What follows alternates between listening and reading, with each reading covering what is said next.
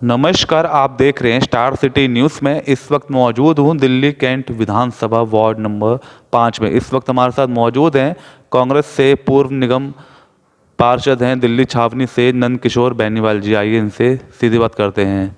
और जैसे भी दिल्ली कैंटोनमेंट बोर्ड के 8 वार्डों को लेके जो चुनाव चल रहा है, तो वार्ड 5 को लेके बात कर लेते हैं। नंद किशोर बेनीवाल जी पिछले 6 साल से पार्षद भी रहे हैं। किस तरह अपनी जनता के प्रति उन्होंने किस तरह काम किए अपने वार्ड में, आइए उन संदर्भ में आज इनसे बात करते हैं। जैसे आप यहाँ के 6 वर्ष आप यहाँ के पार्षद रहे सर, कैसा आपका मतलब जनता के प्रति कितना आप खड़े उतरे सर 6 सालों में? सर 6 साल में जितना भी हम कर सकते थे हमने काम किया है लोगों के लिए, और अपनी तरफ से जितना अच्छा व्यवहार उनके साथ बनाया जा सकता था हमने बनाया है। मुझे नहीं लगता कि हमने किसी भी व्यक्ति को 6 साल के अंदर कभी कोई अपनी तरफ से कोई दुख पहुंचाया हो सकता है किसी का काम ना किया हो, वो अलग बात है कि काम ना हो पाया हो, क्योंकि सबको संतुष्ट नहीं कर सकते। लेकिन इतना रहा है कि हमने कभी किसी का नुकसान नहीं किया है, कभी किसी को नुकसान नहीं पहुंचाया है सर। मगर हमने जो सर्वे किए तो कई जगह पे जैसे बताया जा रहा है जड़ौदा गांव के अंदर कि कुछ मकान जो डेमोलिशन किए गए थे, तो उसमें कहीं ना कहीं नंद किशोर बेनीवाल जी का ही सर उसमें नहीं, मकान तो झरेड़ा गाँव में कोई डेमोलिशन नहीं हुएंगे सुनने में जो हमें आ रहा था। नहीं, जिन्होंने बताया, अच्छा हाँ, एक जगह वो है सरकारी मकान थे, तो वो तो टूट नहीं थे, उनको पहले काफ़ी बार नोटिस दिया था कैंट बोर्ड ने, और वो लोग जो ना रिटायरमेंट हो गए थे, तो रिटायरमेंट होने के बाद भी उसमें पड़े थे, उनको समझ ही नहीं आ रहा था, बल्कि उनका नुकसान हो रहा था कि उनकी पेमेंट से जो है डबल पैसा काटा जा रहा था, लेकिन वो कम पढ़े लिखे लोग थे, उनको समझ नहीं आ रहा था, और मकानों की हालत बहुत जर्जर हो रही थी। उनको डेमोलिशन घोषित कर दिया गया था, मतलब कंडम में डाला हुआ था कि वो कभी भी गिर सकते हैं। तो ये था। एक बार ऐसा हुआ भी, लास्ट वाले मकान में कुछ वैसे गरीब से लोग रहने लगे थे, खाली पड़ा था वो, दरवाजे भी नहीं थे उसमें, तो गिर गया था ऊपर से लेंटर, तो उसका सर वगैरह फूट गया था, काफ़ी उसको चोट आई थी। ये है कि कोई बड़ा हादसा नहीं हुआ, तो वो बात उन तक पहुंची थी, तो उसमें हमारा कोई रोल नहीं है। हमने कभी उनको कहा नहीं, कोई बोर्ड मीटिंग में कभी नहीं उठाया, कोई हमने रिटर्न में या कैसे ही, वो उनका अपना काम था, सरकारी काम था, वो उनको तोड़ना ही था, तोड़ के बनाना था, लेकिन वो फिर हमारा पीरियड ख़त्म हो गया, वो काम फिर पेंडिंग रह गया, उसमें हमारा कोई मैटर नहीं है। लेकिन राजनीतिक लोग हैं तो वो बदनाम तो हमें ही करेंगे ना। सर वार्ड को लेके अगर बात करें 6 सालों में साफ सफाई किस तरह रही सर वार्ड में? हाँ सर, ये तो लोग ज़्यादा अच्छा बताएंगे। जब मैं आया था तो हमारे घर के आने के लिए ही इतनी गंदगी थी, कूड़ादान था गाँव के बीच में, और बहुत गंदगी रहती थी, 15-20 महीनों तक सफाई नहीं होती थी, तो उसको हमने हटवाया, यहाँ से सारी सफाई करी। गांव में जब मैं आया था तो 4-5 लोग सफाई वाले थे, और अब तकरीबन मेरे हिसाब से अंदर बाहर लगाए तो कम से कम 15-20 लोग आज सफाई का काम करते हैं। जितने भी कागजों में हैं टोटल लोग आज उस पे हैं ज़मीन पर, और वो काम कर रहे हैं। और मेरे हिसाब से पहले के मुकाबले पे आज बहुत गाँव में साफ़ सफाई है। आप नेताओं से ना पूछ के ना, आप लोकल में पूछेंगे ना पब्लिक से, तो पब्लिक आपको सही रिपोर्ट देगी। नेता तो आपको पता ही है कि वो नेगेटिव, क्योंकि उनको चुनाव लड़ना है, और शायद दिल्ली छावनी में सबसे ज़्यादा टिकट मांगने वाले भी लोग इसी गांव से ही हैं, तो नेचुरल से बात है कि उनके यार दोस्त हैं, उनके अपने रिश्तेदार हैं, जो उनके खास लोग हैं, पार्टी से हैं, तो वो लोग तो मेरे बारे में नेगेटिव देंगे ही देंगे। बाकी ऐसा नहीं है, हमने काफ़ी अच्छे काम किए हैं गाँव के अंदर। जैसे चुनाव का जो इस समय एक मौसम बना हुआ सर, कैसे तैयारी चल रही है आपकी?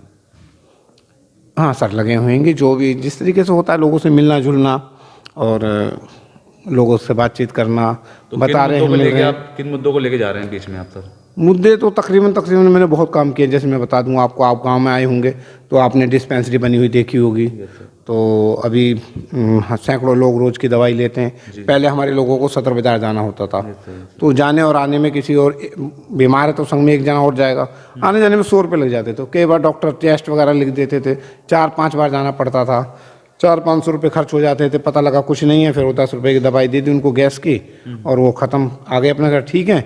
मतलब खर्चा काफ़ी हो गया। और वो नहीं तो आप गांव में है तो लोगों को, महिलाओं को, बुजुर्ग हैं, है ना, तो उनके लिए, बच्चों को तो बहुत सुविधा हो गई है।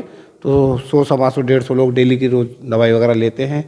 दूसरा ये है कि हमारे बारात घर था, वो वैसे ही पड़ा था, कुछ बना था, कुछ नहीं था, चालू नहीं था, मतलब कंडम में था, तो उसको चालू करवाया, उसको बनवाया। इधर हमने डिस्पेंसरी है, लाइब्रेरी है, वो बनवाई है। अपना सारे गांव में सीवर, खरंजे, झोड़ हमारे यहाँ एक ना, वो झोड़ एक तरीके से गांव का काफ़ी लोगों का, सैकड़ों लोगों का मकान का जो सीवरेज है वो झोड़ के अंदर था। तो वो हमने ख़त्म करवा के झोड़ को जो है ना आज बैठने उठने लगा। अब लोग खाना खाते हैं, लोग रिश्तेदारों को लेके जाते हैं, घुमाते हैं, तो यकीन मानो कि 1000 लोग डेली उसमें आज घूमते हैं उसका फ़ायदा ले रहे हैं। आसपास के जो मकान थे जो बदबू से परेशान थे, उसकी गंदगी से, और रिश्तेदार भी परेशान हुआ करते थे, कई बच्चों की मौत भी हुई है उसके अंदर पहले। तो आज वो जो जगह है बैठने उठने लायक हो गई, बड़ा लोग आसपास के लोग बहुत खुश हैं, कोई दिक्कत नहीं तो है। अभी आप जैसे लोगों से मिल रहे हैं और आपके सामने और भी दो पार्टियां हैं, बीजेपी आम आदमी है, तो पब्लिक के आप बीच में जा रहे हैं, तो पब्लिक का क्या मूड है इस बार का? नहीं, बिल्कुल पब्लिक अभी हमें किसी ने भी कहीं से भी कोई नेगेटिव कहीं नहीं दिखा, किसी ने हमारा विरोध नहीं किया पब्लिकली। और जहाँ भी जा रहे हैं लोग इज्जत से बिठा रहे हैं, चाय पानी पूछ रहे हैं। अब कुछ लोग तो थोड़ा सा आप जानते हैं कि राजनीति में कितना ही अच्छा कर लीजिए, जो विपक्ष है वो तो नेगेटिव रहेगा ही रहेगा। बाकी पब्लिकली हमारा बहुत अच्छा है। अभी मेहरम नगर गांव है, वहाँ पे भी जब मैं गया था तो गांव में एक भी बोर्ड नहीं था, पता ही नहीं लगता था कि एक गांव है, झुग्गी झोंपड़ी है, कॉलोनी है, क्या है ना, सरकारी मकान है, कुछ नहीं पता लगता था। तो अभी मैंने 5 बोर्ड लगवाए वहाँ पे, गेट नंबर 1, 2, 3। तो आपने एक पहचान दी उस हाँ, तो अब जो है ना गांव की पहचान, अब आते जाते और वहाँ पे पूरे वर्ल्ड से लोग आते जाते हैं। तो मेरे आने से पहले और बोर्ड लगने से पहले जो बाहर के लोग थे उनको ये नहीं पता था ये जगह कौन सी है। अब सबको पता लग गया ये मेहरम नगर गाँव है। तो गाँव के लोग भी, उनको भी सुविधा हो गई, किसी को बुलाना है, गाड़ी मंगानी है, कुछ करना है तो बोल देते हैं गेट नंबर 1 पे आ जाओ, 2 पे आ जाओ। तो ऐसे 5 बोर्ड लगवाए हैं। पार्क नहीं था कोई वहाँ घूमने फिरने के लिए, तो हम लोगों ने वो पार्क बनवाया बहुत अच्छा वहाँ पे। तो टॉयलेट नहीं थे वहाँ पे बिल्कुल भी गांव में ना, तो लोग बाहर दीवारों के साथ में करते थे, तो 2 टॉयलेट बनवाए मैंने बढ़िया। पार्किंग वगैरह काम अच्छा करवाया है। पानी की बड़ी सुविधा थी, वो थी परेशानी थी वहाँ पे। महिलाएं अभी भी दिल्ली के अंदर मेरे जीतने से पहले तक भी महिलाएं सर पे पानी ढोया करती थी। तो जब से हम लोग आए हमने वो पानी की समस्या खत्म करी। आज वहाँ गांव के अंदर कोई सर पे पानी नहीं ढोता और खुला पानी सबके घर तक पहुँचता है। सर मगर आप पार्षद के साथ साथ आप जैसे दिल्ली कैंटोनमेंट बोर्ड के आप मेंबर भी रहे सर जी। तो वहाँ से भी फंड आता है, तो उसके साथ भी आपने मिलकर कुछ वार्ड में या विधानसभा में कोई काम किया? नहीं, हमारा जो फंड होता है वो दिल्ली कैंट बोर्ड का ही फंड होता है, उसके अलावा और कोई फंड हमें नहीं मिलता कहीं से भी। तो जितना भी पैसा लगा है यहाँ दिल्ली छावनी परिषद द्वारा ही लगाया गया है, और उन्हीं के सहयोग से वहाँ के इंजीनियर डिपार्टमेंट है, अधिकारी हैं, हाँ, उन सब के साथ मिल के ही काम होता है। और यकीन मानिए मैं अकेला था उस टाइम पे पार्टी से, तो दिल्ली छावनी परिषद के लोगों ने, वहाँ के अधिकारियों ने, जो भी इंजीनियर डिपार्टमेंट हैं या और डिपार्टमेंट के लोग हैं, सभी ने बड़ा सहयोग किया। और अकेला होने के नाते जिस तरीके से मैं अकेला था तो मेरे बहुत अच्छे काम हुएंगे। जो प्रपोजल कुछ रह गए अभी मेरे काम, मैंने 2 पानी के टैंकर डाला हुआ था, एक मेहरम नगर एक झरेड़ा गाँव के लिए, वो भी तकरीबन हो ही गया है, उसको काफ़ी लंबा समय, तो शायद अब हम जल्दी में करा लेंगे। कुछ गांव की और भी समस्याएं हैं छोटी मोटी रह गई हैंगी, तो तकरीबन मोटे जो काम थे, परेशानियां थी, वो ख़त्म हो गई हैंगी। क्या इस बार 8 सीटों में से आपको कांग्रेस कितनी बाजी मार सकती है? हाँ, कांग्रेस के पास अभी अच्छे कैंडिडेट हैं, मजबूत कैंडिडेट हैं, हमारे कई साथी बड़ी मेहनत कर भी रहेंगे। तो लेकिन असली फैसला पार्टी ने करना है कि किन लोगों को टिकटें देनी है ना, किन को नहीं देनी है। तो पार्टी जो टिकट देगी उसके आधार पे फिर हम और जो है अपना बनाएंगे रूपरेखा। और हमें उम्मीद है कि अभी जो है आम आदमी पार्टी का जो ग्राफ था वो काफ़ी डाउन आ रहा है, बीजेपी से भी अभी लोग खुश नहीं होंगे।